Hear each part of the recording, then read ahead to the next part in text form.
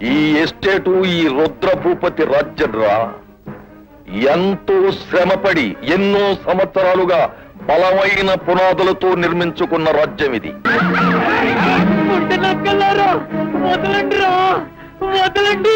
అమ్మ లేబరేటవా, నా వాళ్ళని నక్కలంటావా?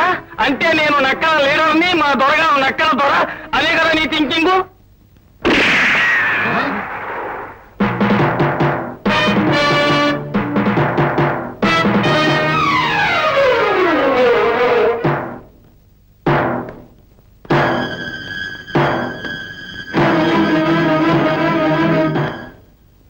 దయచేయండి, దయచేయండి, దయచేయండి, దయచేయండి, దయచేయండి.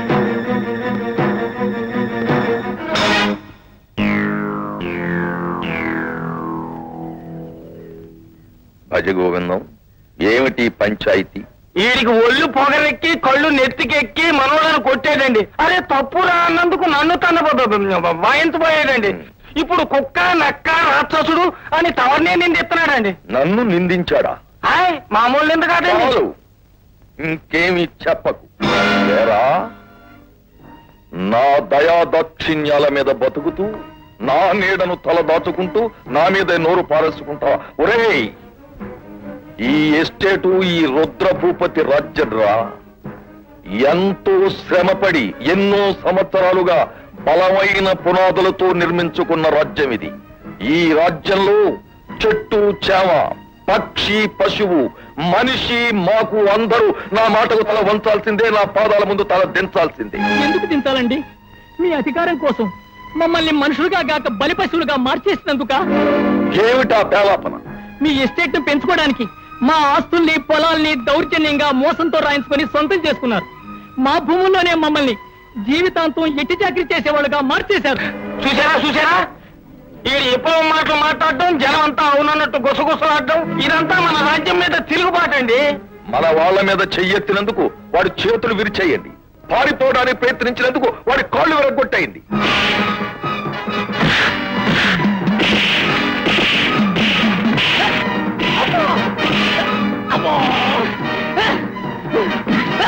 ఏంటి ఇంకా చూస్తున్నారు? ఇక మిగిలినంత కాళ్ళు చేతులు కటింగ్ కార్యక్రమే.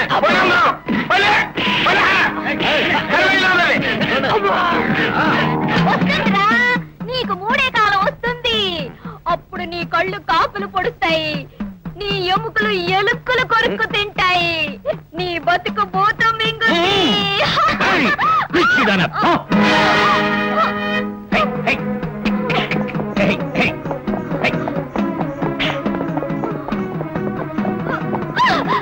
వస్తాడా? వస్తాడు. ఏదో రోజు ఆ దేవుడు దిగొస్తాడు. నీ పాలిటి యముడే వస్తాడురా.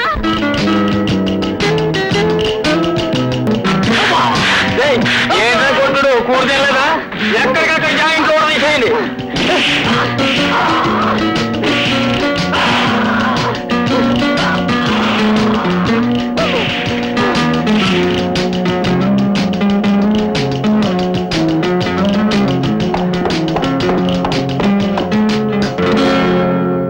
Rocky, what happened? నీ దారికి ఎవరైనా అడ్డొచ్చారా?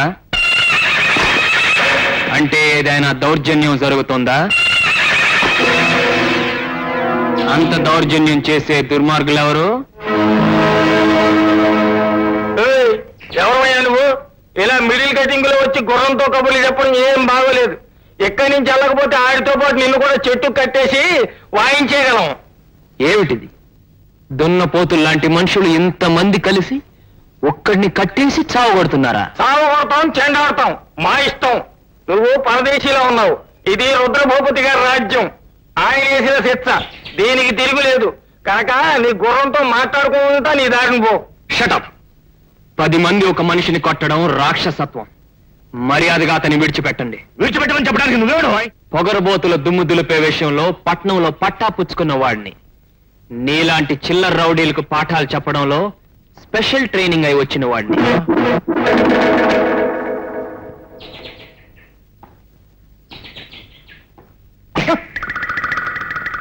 ఏదో ఒకటి పట్టుకో.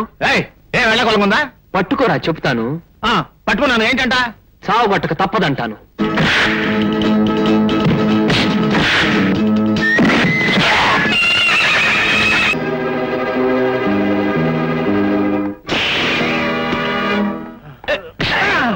ఒరే డిప్ప కట్టింగ్, ఇలాంటి కల్తీ రౌడీల్ని కాక కాస్త కండ ఉన్న రౌడీల్ని పెట్టుకోమని నీ యజమాని చెప్పరా?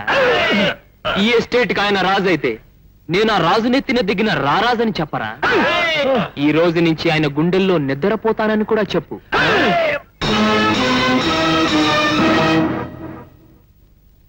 ఏమిటి, నిన్ను మిగతా మనవాళ్ళని కూడా ఆ కుర్రకుంక చిత్తగొట్టేశాడు అంటే నేను నమ్మను.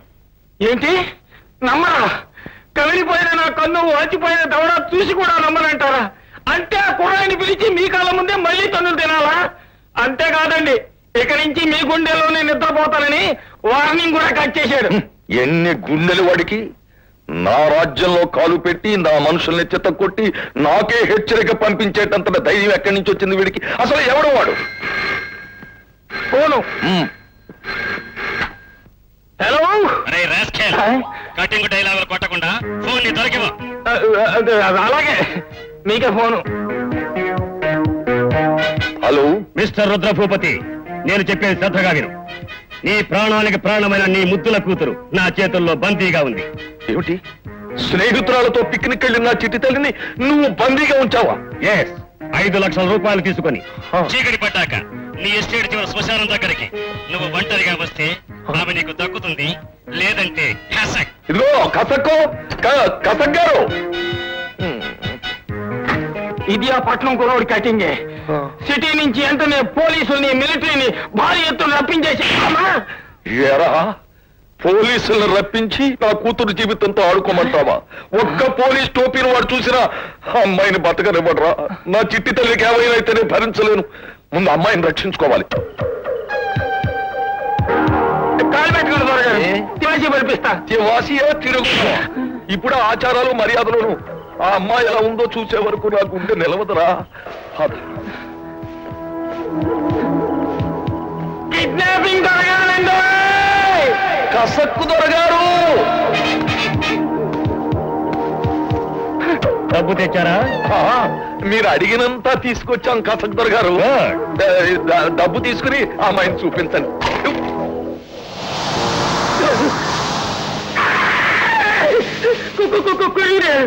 Don't fear daddy.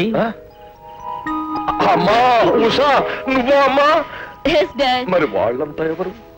వాళ్ళంతా నా ఫ్రెండ్స్. కంగ్రాచులేషన్స్ ఉషా, పందెంలో నువ్వే గెలిచావు. నిజంగా నీ మాట నెగ్గింది. అంతేమిటమ్మా? మరేం లేదు డాడీ, లోకంలో నీకు డబ్బే ముఖ్యమని నా ఫ్రెండ్స్ అన్నారు. కాదు, మా డాడీకి అన్నిటికంటే నేనే ముఖ్యమని పందెం కాశాను. అందుకే ఈ నాటకం ఆడాను. నాటకమా? షేరింగ్ చేసుకునే వాడికి చెంప కటింగ్ అయిపోయినట్టు కొలివి దయ్యాలు అంత కాకేసేటండి బాబు. నేనా? నువ్వేసి నన్నంటారా పుయ్య? అమ్మా ఉషా, ఈ ప్రపంచంలో నీకన్నా నాకు ఏది ఎక్కువ కాదమ్మా. కానీ నాకు నీ మీద ఉన్న ప్రేమని మమతని పరీక్షించడానికి మళ్ళీ ఎప్పుడు పందాలు కట్టకమ్మా, నాకు గుండాగిపోతుంది. ఏటా సూపు ఏం కావాలి? ఏముంది, ఇంకో దోశ వేసుకో నీ చేతి మీదుగా. ముందు ఆ సూప్ అటు తిప్పి తిను. దోశ కావాలంటే నప్పుడా పట్టు. ఇదిగో స్ట్రాంగ్ టీ. ఏంటే గౌరమ్మా, ఇవాళ మసాలా గారెలకి నోరు ఊరించేస్తున్నావు. ముందు టీ తీసుకో. ఏడ్రాయ్ బండదవా, నా సెలన్ చూసి గారా బూరే అంటున్నావు. అట్లా కడితే వాతట్టే కదా, జాగ్రత్త. ఆ దుర్మార్గుల బారి నుండి మా గోపన్నం రక్షించి మంచి పని చేశారు బాబు. ఆ దుర్మార్గులకు బుద్ధి చెప్పింది నువ్వా బాబు? ఏడేడిగా దోసమంటావు బాబు? అక్కర్లేదు. చూడండి, నిన్న దారుణంగా ఒక అమాయకుడిని కొట్టించిన ఆ పెద్ద మనిషి గురించి మీకేమైనా తెలుసా? ఓ రుద్రభూపతి బాబు గురించా? ఆయన ఈ ఉట్టి పక్కలకి ఏకైక జమీందారు. ఆయన పుట్టుకతోనే జమీందారయ్యాడా, లేకపోతే దుర్మార్గాలు దౌర్జన్యాలు చేసి ఇంత ఆస్తిపరుడయ్యాడా? అవును బాబు, గతంలో ఎప్పుడో అడవిలో కాంట్రాక్టర్ గా ఉండి ఎన్నో ఘోరాలు చేసి గొప్పవాడయ్యాడంట. ఆ తర్వాత ఇక్కడ అమాయకులకు అప్పులిచ్చి వాళ్ళ ఆస్తులన్నీ రాయించుకుని దౌర్జన్యంగా వాళ్ళని కూలీలుగా మార్చేశాడు బాబు. అప్పటి నుంచి అతను చేసే ఘోరాలకి అంతు పంతు లేకుండా పోతుంది బాబు. అయితే నేను రావాల్సిన చోటుకే వచ్చానన్నమాట. ఝన్ ఝన్